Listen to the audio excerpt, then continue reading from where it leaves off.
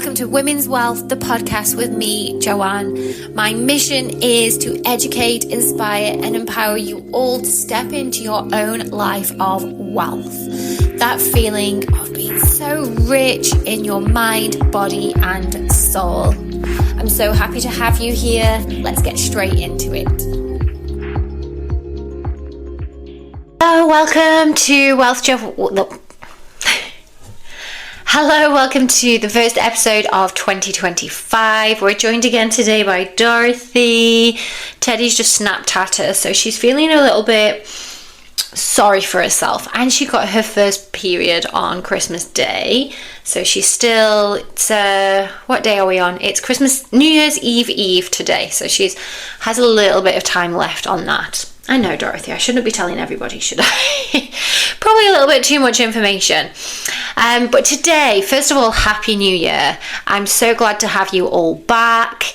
I would love to hear if you have any thoughts from the last episode, your reflections on 2024, and how it's going to help you to navigate your 2025. We're going to dive a little bit deeper into that. It kind of links onto that, your mindset for this year. And we're going to uncover, I'm going to look at 3 lies that we all tell ourselves.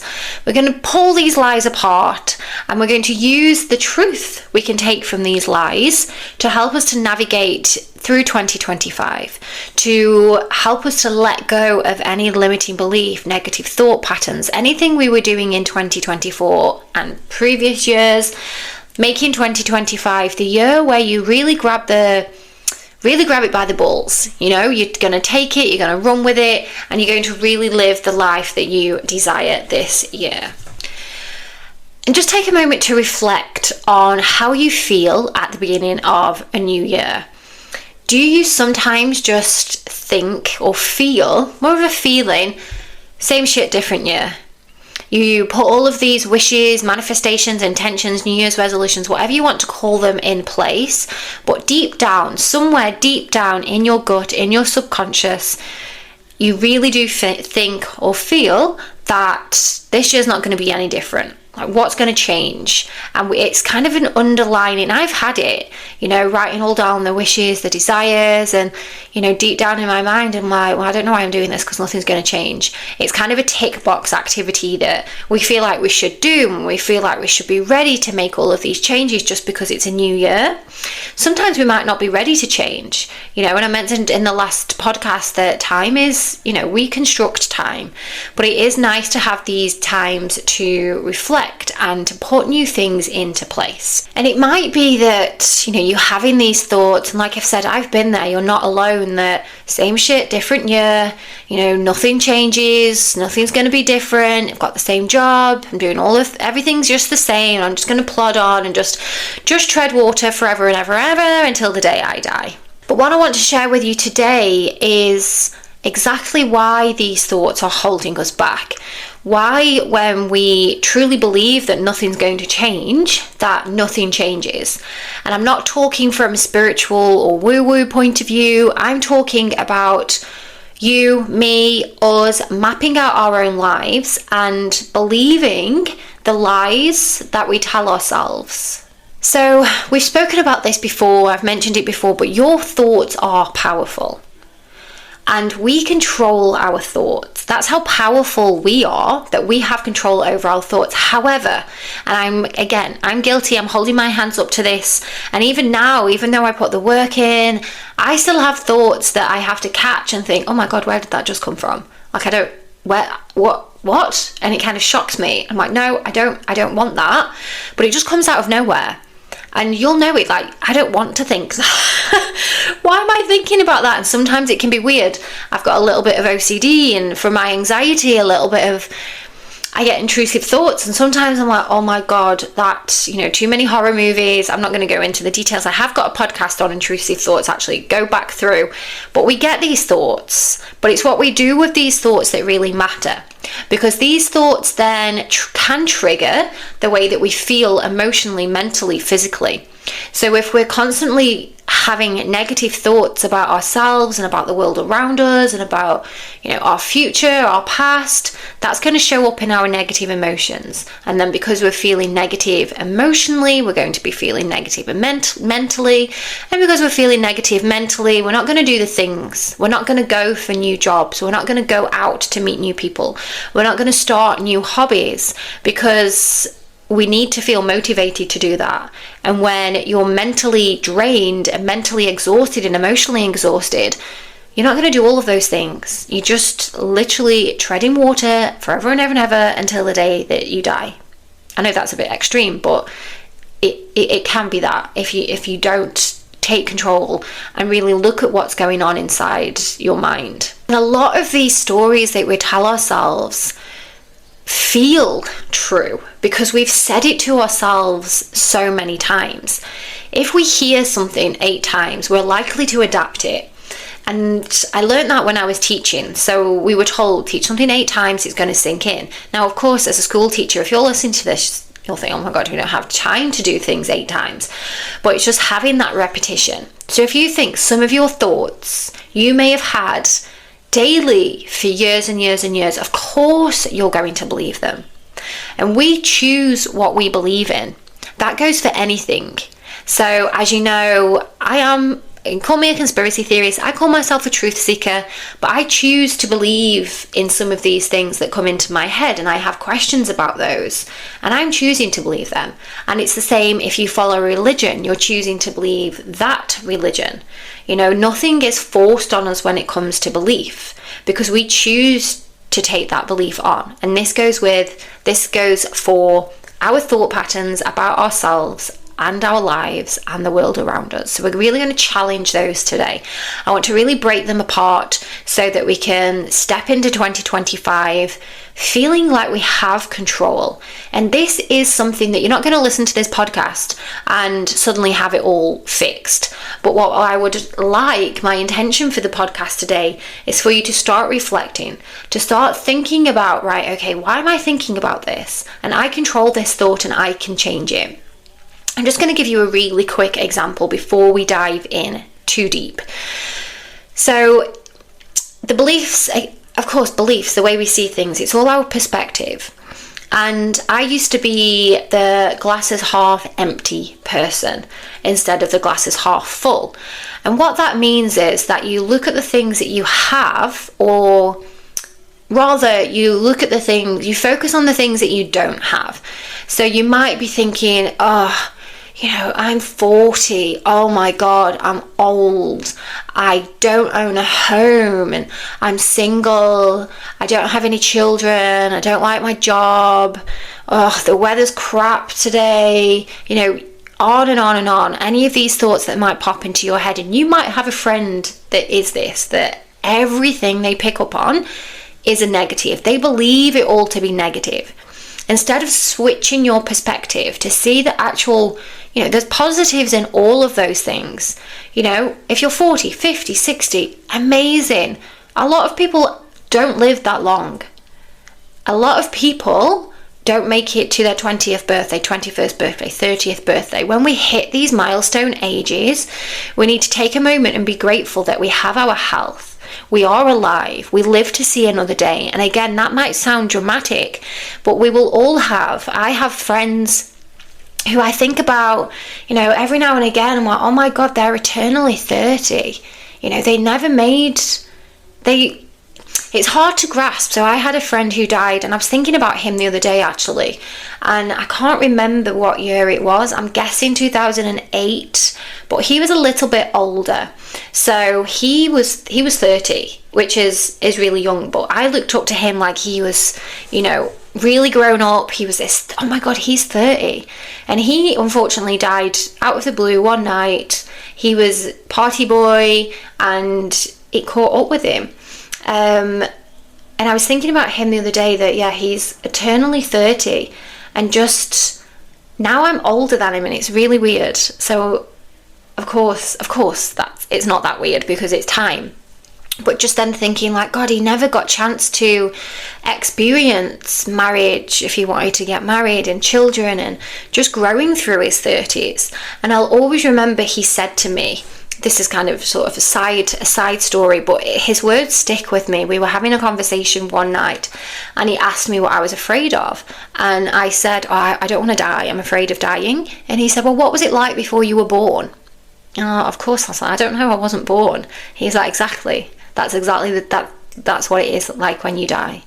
And that has stuck with me. And I think it's obviously stuck with me a lot more because it wasn't so long, maybe a couple of weeks after that conversation, that he did die.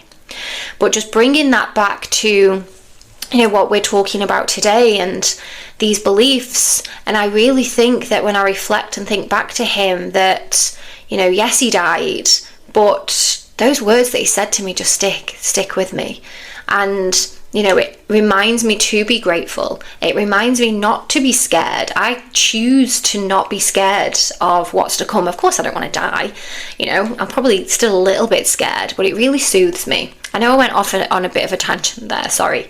But I don't even know why I ended there. How did I get there? How did I get talking about him? I can't remember. Let's get back with the podcast. It obviously fitted in, so when I edit, I'll be like, oh, okay, that's why I started talking about him. So some of these lies that we tell ourselves, the ones that we're going to pick out today, these are the lies that fuel fear, fuel stagnation, fuel procrastination. These are the lies that we tell ourselves that I would maybe argue sometimes they're a little bit of a protective blanket. We tell ourselves these lies because is it really that we're scared to do the opposite? Are we telling ourselves these lies because we don't want to push ourselves out of our comfort zone? These lies, these beliefs that we have about ourselves are our subconscious beliefs that are keeping us quiet and small and comfortable and in our little box. And when we choose not to believe these lies, we're stepping out of that box, stepping out of our comfort zone, and we have to push ourselves. And I think that is where, myself included, reflecting and thinking, maybe these lies I am telling myself because I'm scared of what might happen if I think the opposite. And this is really interesting, that this is kind of how we're conditioned to think as humans, that if you do think the opposite to what we're told, then again, you're told you're crazy, you're mad, you're a conspiracy theorist. Why would you think that? And it's okay to think the opposite. Sometimes we need to think the opposite. So don't be afraid to go against the grain. Don't be afraid to ask yourself questions. Ask for evidence of why you're thinking that and why you have this belief. And then we also need to learn how to recognize when these lies are coming in. And you will all do this differently once you start to practice catching your thoughts. It might be that they're so ingrained that they don't pop in like, oh, hi, here's this lie you're just going to tell yourself. It's just there. It's just simmering away. It's on simmer. It's just keeping warm all of the time, ready for when you need it, or ready for when you don't need it, ready for when it wants to pop out. So we'll have a little chat about how to recognize those, and then the thoughts and beliefs that we actually do want to have, because we want to move forward. We want to have the best life. We want to be able to look back on our lives and think, oh my God, I had some amazing decades. These lies are the ones for me that pop their slimy little heads up every now and again, just to try and put me off, to try and throw me, to do whatever, to keep me in my little box. The first one is, it's too late. It's too late for me. And whether that's, I think for most women, that would be an age thing. So when I decided a couple of years ago that I did want to leave teaching, this was one that I really had to wrestle with, because I thought, God, I'm in my 30s. I can't be starting a new career in my 30s. Like, it's too late. Do I just stay where I am because it's comfortable? And if I'd have listened, I would still be there, and I wouldn't be doing this now. I wouldn't have a podcast. I wouldn't be sharing, all of the things that I'm sharing. I wouldn't be teaching yoga. I wouldn't be actually living a life now that I feel like is my passion. And, we tell ourselves these things because we're kind of given this timeline, particularly, again, as women, that we have to have certain things done by a certain age. And yes, that is moving away from tradition a lot more than it used to be. that women are now getting pregnant later. It's more accepted to get married a little bit later in life, or not married at all. The pressure of buying a house and the age, when you should buy a house. I didn't invest in property until a couple of years ago. So I was well out. But my brother is actually buying a house next year, and he's only 25, 26. But it's your own timeline. You do that when you're ready. Because if I had bought a house 10 years ago when I lived in the UK, when I was a similar age to my brother, I wouldn't have lived the life that I've had. I wouldn't be here in Dubai. I wouldn't have met my partner. All of the amazing things I've done. I would still be somewhere when I look back now. I don't want to be there. And we all have our own paths. You will be able to think of something like, oh my God, if I hadn't have made that decision, I would still be there. So it is never too late. And I know it sounds like a real cliche, and it's never too late to start again. And when you've had a breakup, and at that time it can feel like, oh my God, I'm too old, I'm never going to meet anybody. All of these thoughts will run through your head, because again, we're kind of conditioned to think, oh, you have to do the meeting of the life partner in your 20s, and that's it forever and ever until the day you die. But that doesn't have to be the case. I only met Joe 5 years ago, and I think I've spoken about this in previous podcasts, that if I was still with my first boyfriend, went from when I was 15, 16, again, living the life that I have now, it's weird to think about.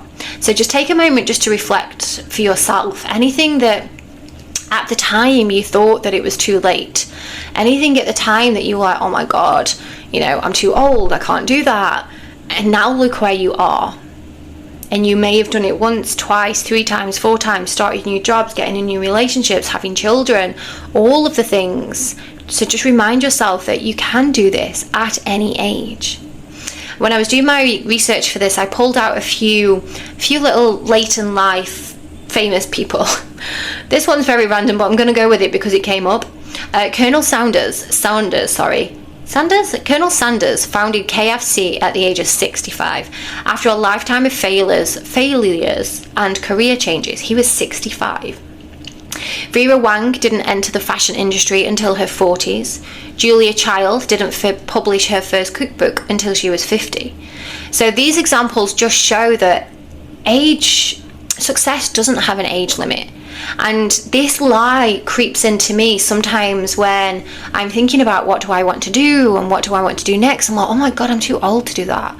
Or I haven't got enough time to get that started. And I really focus on the time aspect. And I do have to remind myself that, right, that doesn't matter. You can do it. You can try it. You can get it wrong. You can get it right. The only thing it needs is your motivation and your passion and your drive to do so. Let's have a little think. I want you to think now of a goal, a dream, a desire that you've been putting off because you think that it's too late.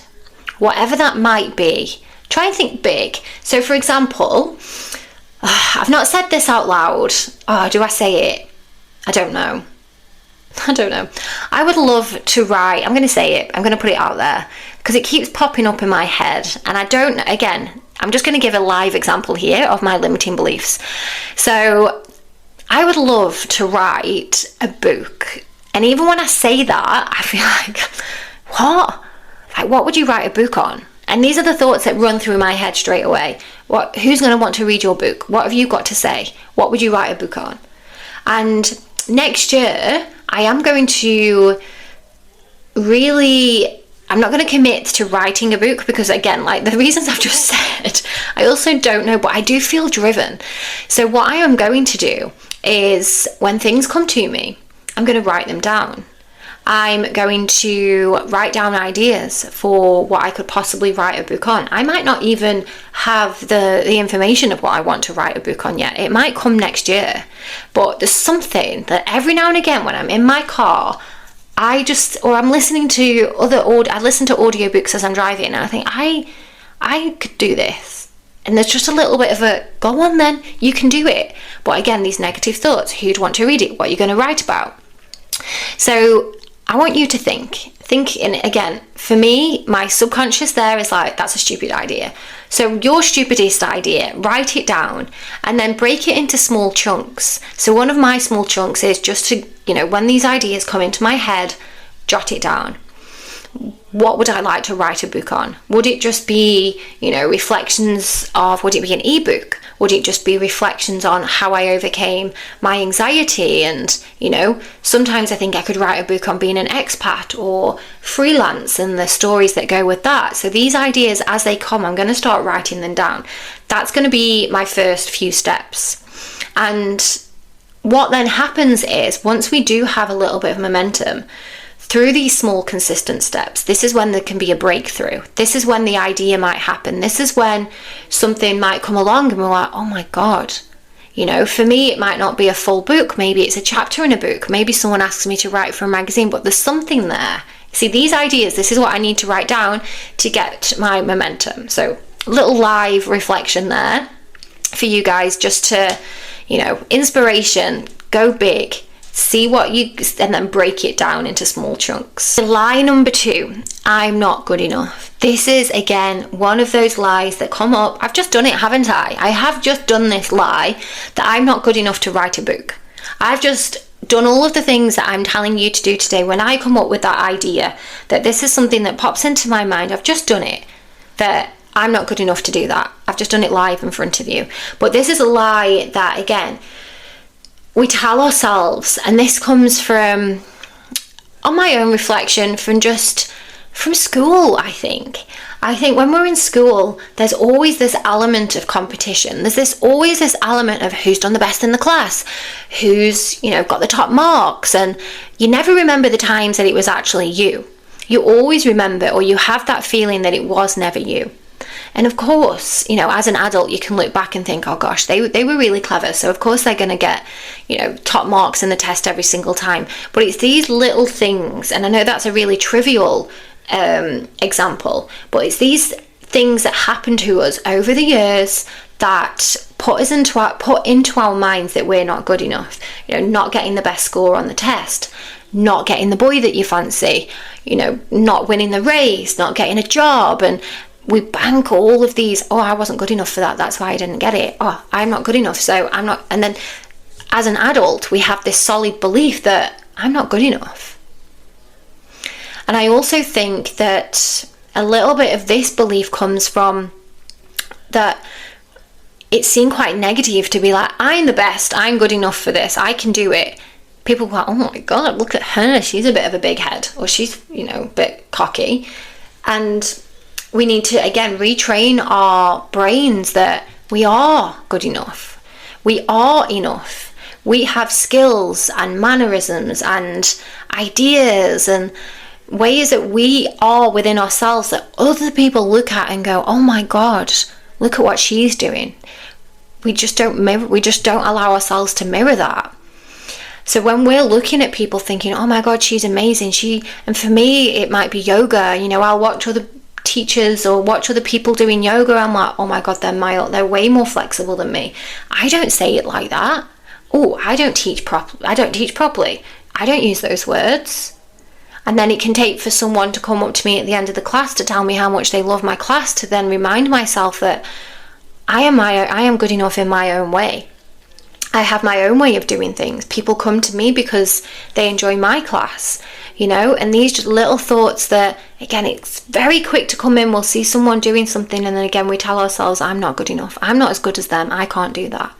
Just a reminder that when we are looking at these other people and we are comparing ourselves, if they are an expert or a professional in something, we all had to start somewhere. It was all trial and error. And a lot of people say this to me when they come to my classes and, I'm not flexible and I can't do this. And, and I have to remind them that neither could I. I've had to learn and practice and show up and do the things to get to the stage that I'm at. And then again, I'll reflect on them and think, I look at other people and think exactly the same as you, and it's like this vicious cycle of I'm not good enough because we're always comparing. And then what happens? Those blocks get in the way. We don't apply for the jobs that we want, or we don't go, we don't ask people for opportunities because we think I'm not good enough for that, so I'm not going to do it. And then we see someone else doing it, and then instead of thinking, oh my God, amazing, look what they're doing, we think, oh God, I wasn't good enough. So just reminding yourself that you are enough. You are perfect exactly as you are. You are you. There will be someone who wakes up in the morning and they cannot wait to see you that day. And just take a moment now just to think of times when you've overcome challenges and remind yourself, I am enough. Look what I did there. I overcame that breakup. I overcame that divorce. I overcame what? I've run out of ideas. My mind's gone blank. But reflecting on whatever it is that at that time was so difficult, and now look how far you've come.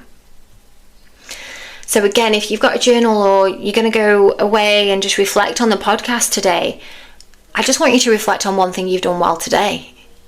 So one thing I might write down for today is recording this podcast, because 18 months ago I wasn't good enough for a podcast. I didn't start.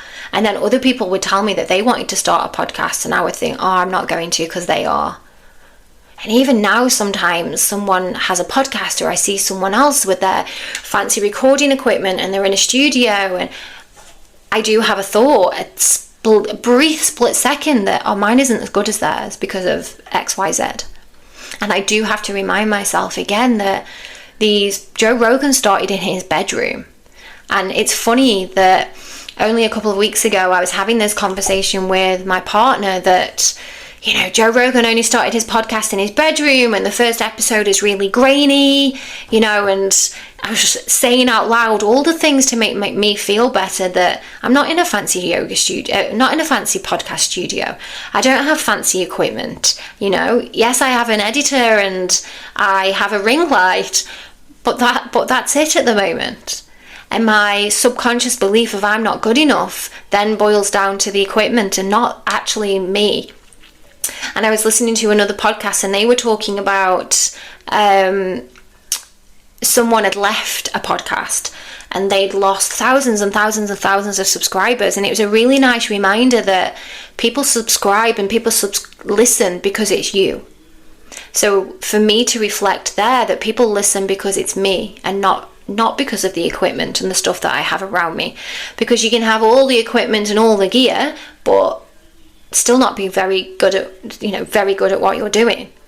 So again, reflecting on where you're doing the same there. Is there somewhere in your life that you're putting yourself down because you're comparing to somebody else? And remember that it's you that people want to see, not the fancy equipment. I hope that makes sense. That was a really big metaphor, wasn't it there? Last lie that I'm going to pick apart is I need to be perfect before I start. Now, again, this kind of links with the other two. I'm going to use my yoga teaching. Actually, let's go back. Let's go back to when I did my school teacher training. And I remember that I'd had one of my days in university. We, used to go for the theory, and then we could be back in the school. And my mentor at the time in the school, she'd emailed me and said, "Oh, you've got the time to take this class." And it was a really naughty class, really naughty, inner city, Stoke-on-Trent. I don't know if I'd be able to deal with them now. Anyway. So it was a really naughty class. There was this one kid in the class as well. I won't say his name in case people listen and they know. And I was like, oh my God. And I wasn't physically, mentally, emotionally ready. Anyway, she gave me the class plan, the idea, and said, you're going to do this poem. And I freaked out. I very nearly called in sick, and I wanted to cry because I felt like I wasn't ready. And it was fear. And I was trying to put it off. And I emailed back and just said, oh, I haven't, I can't remember the excuse now, but, X, Y, Z. And she was like, oh, you'll be fine. Sent me a document to read. And that was just my perfectionism. That was me panicking because I didn't feel ready to step in front of that class, to teach that poem, to make the PowerPoint. But I did it the next day and it actually went fine. And the feedback from the class was fine. There was a little bit too much teacher talk, but then I learned then that, okay, don't talk so much, let them get on with it a little bit. Because what I did was just step in and I was like, right, this is what the poem is all about, and talk and talk and talk and talk and talk, because I felt like I had control. Now, if I'd have let my I need everything perfect mindset to step in there, would I have hindered my progress? I finished as an outstanding trainee teacher. Would I have then put myself on the back foot because I didn't just, I ended up doing it. It wasn't perfect, and that was okay.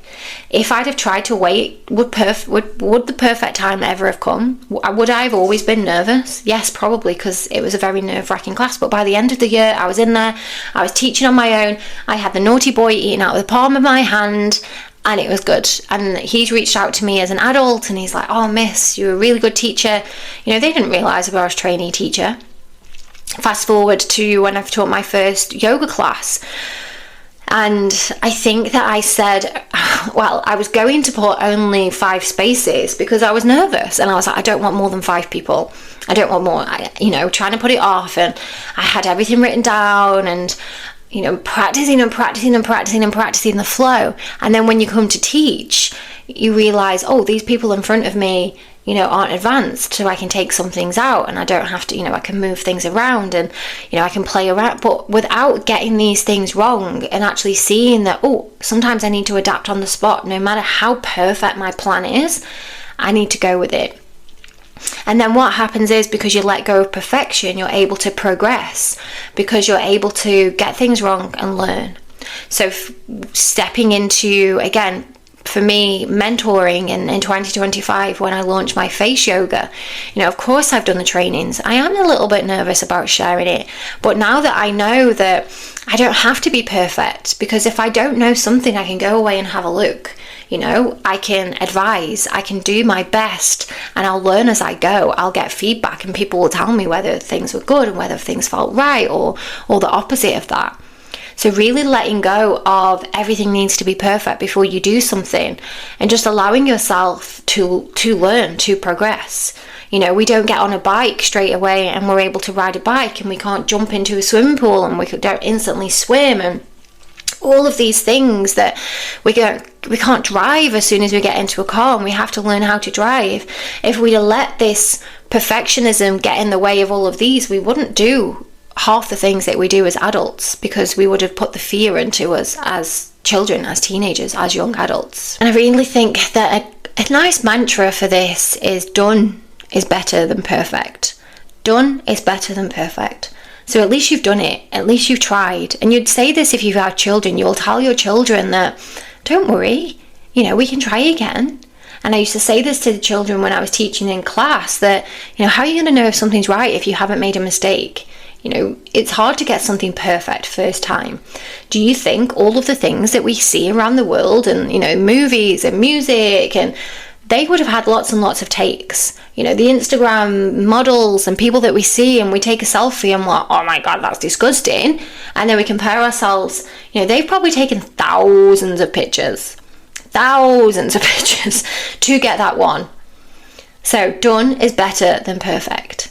And I want you to, again, a little bit of homework here, that I want you to try and do an imperfect action today. Try and do something that you've never done before, or something you're putting off, something that makes you feel like, oh my God, I'm not going to get it right. I want you to go and get it wrong. Go on, go and get it wrong.